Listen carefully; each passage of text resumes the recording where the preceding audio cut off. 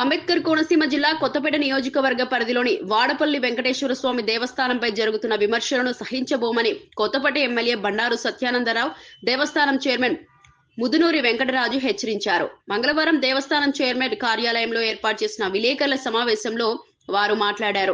తన రాజకీయ ఉనికి కోసం మాజీ ఎమ్మెల్యే జగ్గిరెడ్డి దేవస్థానం ప్రతిష్టను దెబ్బతీసేలా ఇష్టానుసారం వ్యాఖ్యలు చేస్తే చూస్తూ ఊరుకోమని స్పష్టం చేశారు.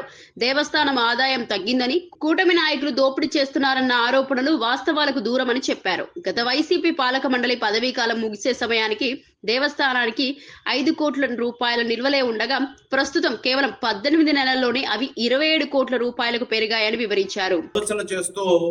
ఆ కార్యక్రమాలన్నీ కూడా ముందుకు తీసుకెళ్ళడానికి అందరం కూడా కలిసి పనిచేస్తూ ఉన్నాం.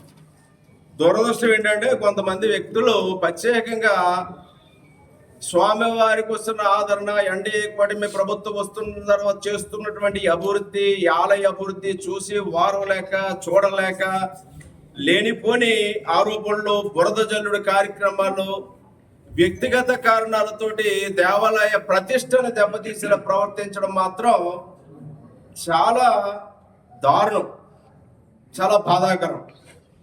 ఒక బాధ్యతాయుతమైన పదవుల్లో వ్యవహరించిన వారు కూడా కనీసం ఇంటి జ్ఞానం లేకుండా మాట్లాడుతూ ఉంటే చాలా బాధేస్తుంది.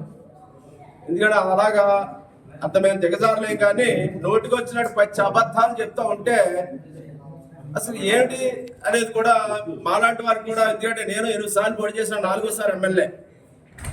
మరి ఒక మాజీ శాసనసభ్యుడిగా ఉన్న వ్యక్తి 3 సార్లు ఎమ్మెల్యేగా పనిచేసిన వ్యక్తి మాట్లాడే విధానం చూస్తూ ఉంటే, ఒక ఆలయ ప్రతిష్ట కూడా దృష్టిలో పెట్టుకోకుండా ప్రవర్తిస్తూ ఉంటే చాలా బాధాకరంగా ఉంది.